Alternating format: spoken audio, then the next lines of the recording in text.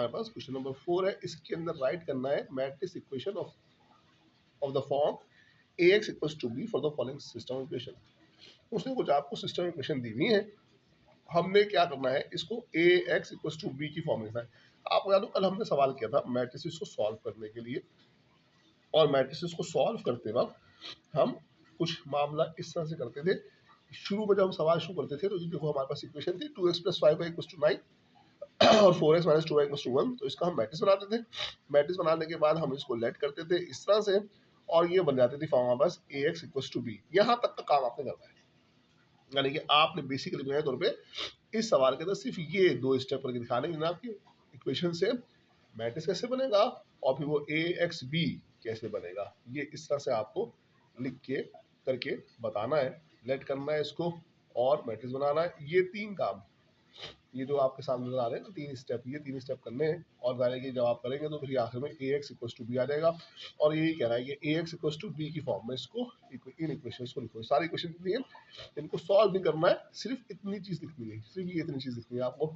Equation लिखेंगे आप, matrix बनाएंगे, मैट्रिक्स का नाम देंगे और लिख देंगे Ax इक्वल्स टू बी और काम आपका खत्म हो जाएगा इस सवाल के अंदर।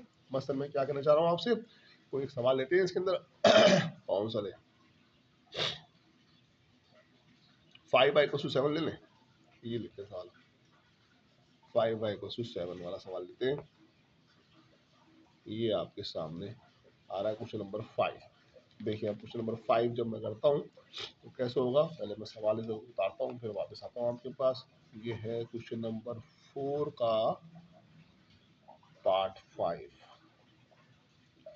सोल्यूशन जब इसका शुरू करेंगे तो पहले मैं लिख लेता हूँ इक्वेशन 5y इक्वल्स टू 7 और 2y plus 6x equals to 3। ये मैंने आपके लिए यहाँ पर सवाल उतार लिया। अब मैं इसको सॉल्व करूंगा जो ये चाहता है करना। ये कह रहा है जनाब कि आप इसका Ax की फॉर्म बनाइए इसको। तो देखिए क्या मामला होगा, मामला ये होगा कि सबसे पहले मैं इक्वेशन की शक्ल से करूंगा। देखो इसके अंदर x नहीं है सिर्फ y है, तो कोई बात नहीं, इसको मैं लिख लिया 5y इक्वल्स टू 7, ठीक है। और दूसरी इक्वेशन जो थी उसको मैंने ठीक कर लिया, उसको मैंने कहा 6x plus 2y equals to 3। X और वाई की प्लेस मैंने ठीक कर दी और उसके बाद इसके मैट्रिक्स बना दिए। इसके जब मैट्रिक्स बनेंगे तो यहाँ पर x की वैल्यू नहीं है ना, तो हम 0 ले लेंगे, x है ही नहीं इक्वेशन में, x है ही नहीं तो हम x को 0 ले लेंगे। फिर ये यहाँ पर 6 आ गया, यहाँ पर 5 आ गया, यहाँ पर 2 आ गया, ये एक मैट्रिक्स बन गया और दूसरा मैट्रिक्स भी बन गया x और y जैसे कि हमेशा बनता है, और तीसरा मैट्रिक्स बन गया 7 और 3। और इसको आप लेट कर दीजिए फिर जैसे कि आप करते हैं कि आपने कहा a बराबर है 0, 5, 6 और 2 के, x बराबर है x और y के, एंड b बराबर है 7 और 3 के। तो आपके पास इक्वेशन बन गई Ax इक्वल्स टू b। ये काम आपने करना है हर सवाल के अंदर। इसके अंदर जितने भी सवाल दिए क्वेश्चन नंबर 4 में मिस्टर एक्सरसाइज के, उन सब के अंदर आपको यही काम करना है। आप देख सकते हैं इसके अंदर आपको 6 सवाल काले कलम से दिए हुए, मैं आपको करके दिखा दिया सामने आपको सवाल पूरा। ये मैंने आपके सामने पूरा सवाल कर दिया है। इसी तरह से आप ये 1, 2, 3, 4, 5, 6 सवाल इसी तरीके से करने हैं। Write matrix equation of the form Ax equals to b for the following system of equation. ठीक हो गया। नीचे जो है, इसी के नीचे जो सवाल है आपको नजर आ रहा है क्वेश्चन नंबर 5 है, वो क्वेश्चन नंबर 5 में कह रहा है right each matrix equation as system equation है। Right each matrix equation as system equation. अब इसका उल्टा काम करना है।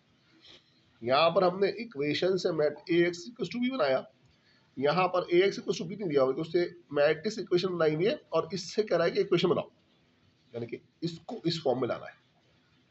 ये जो मैट्रिक्स बनाया ना इसको इस फॉर्म में लाना है। यानी कि मैं कहना क्या चाह रहा हूँ तुमसे कि देखो ये दिया हुआ है सवाल में, ये सवाल में उसने हमें ये दिया हुआ है और हमें ये से बनाना है। हमें सवाल में उसने ये दिया हुआ है ये, और हमें इससे ये बनाना है। ये वाली इक्वेशन टू इक्वल टू के बाद ये तो ऐसी आ जाती है, ये x और y इसके साथ लग जाएगा, x इसके साथ आ जाएगा प्लस के साथ इसके साथ आएगा, प्लस हो या माइनस जो भी हो इसके साथ आएगा, y के साथ आ जाएगा ये, और ये 6x + 2y हो जाएगा। देखो अब यहाँ पर जो कि 0 था x, लिहाजा x हम लिखेंगे ही नहीं, तो हमने लिखा 5y = 7 और 6x + 2y = 3। ठीक हो गया। अब हम इसमें से एक सवाल देखते हैं, ये आपके सामने सवाल है काफी सारे, इसमें मैं आपको तीसरा सवाल करके दिखाता हूँ, क्योंकि उसके अंदर 0 0 नजर आ रहा है, बाकी सवाल तो इतने मुश्किल नजर नहीं आ रहे। तीसरा और चौथा कुछ थोड़ा सा माइनस माइनस उसके अंदर है, तो शायद आपको कुछ कंफ्यूजन हो, तो तीसरा और चौथा सवाल करने की कोशिश करते हैं। यहाँ पर मेरे पास, मैं पहले सवाल उतार लेता हूँ तीसरा, फिर आपके पास वापस आता हूँ, इसको सामने लाता हूँ आपके पेज। ये है क्वेश्चन नंबर 5 का पार्ट 3, और इसका जब मैं सोल्यूशन करूंगा तो मेरे पास मैट्रिक्स दिया हुआ है 1 0 0 1 x and y equals to 3 and 2। ये मैंने आपके लिए यहाँ पर सवाल उतार लिया पहले, उसके बाद मैं इसकी इक्वेशन बनाने की कोशिश करूंगा। बहुत आसान सा काम है, कोई बहुत मुश्किल काम नहीं है। देखिए ये होगा, मैं करके दिखाऊंगा पूरा आपको, ताकि आपको समझ में आए कैसे होगा। 1 × x प्लस 0 × y, कैसे मल्टीप्लाई हो रहा है ना, ऐसे मल्टीप्लाई हो रहा है ना भाई, है ना। और ये इक्वल्स आ रहा है 3 के, ठीक हो गया। और 0 × नीचे जो है ना 0 × x plus 1 × y equals to 2। अब इसको सॉल्व करें पहले, तो ये बन जाएगी आपके पास x प्लस 0 इक्वल्स टू 3, या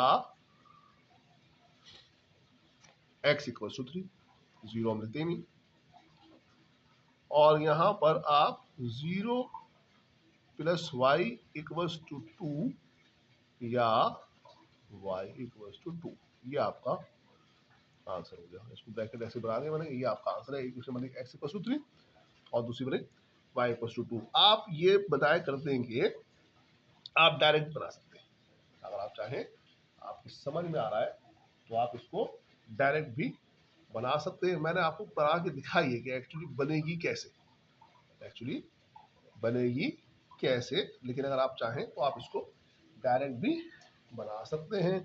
जैसे कि क्वेश्चन नंबर 4 में मैं आपको ये डायरेक्ट बनाने की बना के दिखाता हूँ, ये डायरेक्ट कैसे बनेगी। क्वेश्चन नंबर 5 का पार्ट 4, मैं पहले सवाल उतार लूँ पेपर पे, फिर उसके बाद आपकी तरफ लाता हूँ। ये 5 6 -2 -3 x और y इक्वल्स टू 0 0, ये आपके सामने आ गया सवाल, ठीक है। अब इसको मैं डायरेक्टली इस सिस्टम में क्वेश्चन बनाऊंगा। देखिए 5x plus 6y equals to 0 रहेगी क्वेश्चन, और दूसरी क्वेश्चन रहेगी -2x -3y इक्वल्स टू 0।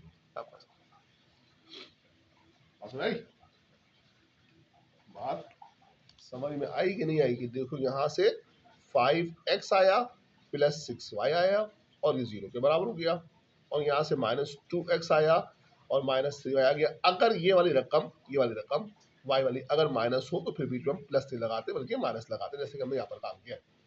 यहाँ पर 6 प्लस का था तो +6 लगाया, यहाँ पर 3 माइनस का था तो -3 लगाया, तो -2x -3y equals to 0, 5x + 6y equals to 0। ये आप इस तरह से डायरेक्टली भी बना सकते हैं। पिछले सवाल में मैंने आपको ये पूरी करके दिखाई थी कि एक्चुअली होती कैसे, मल्टीप्लिकेशन किस तरह से होती है, ये मैंने आपको करके दिखाई थी। यहाँ पर मैंने आपको ज़बानी करके और डायरेक्ट निकाल दी। अब आपकी मर्जी, आप जिस तरह से चाहें, जो आपकी समझ में आ रहा हो उस तरह से आप कर लीजिए। तो इंशाल्लाह ये क्वेश्चन नंबर 5 भी आपका हो जाएगा। उसके बाद नेक्स्ट क्वेश्चन जो है उसके अंदर क्वेश्चन नंबर 6 जो है उसमें आपने डिटरमाइन करना है whether the matrices in each pair are inverse of each other या नहीं। ये बताना है, ये जो दो स्टेज मैट्रिक्स दिए हैं आपको, ये पहला और दूसरा, ये इनवर्स है एक दूसरे के या नहीं है, ये कैसे पता चलेगा, ये हम थोड़ी देर में भी आते हैं वापस और आपको बताते हैं। ये क्लिप ऑलरेडी 10 मिनट की हो चुकी है।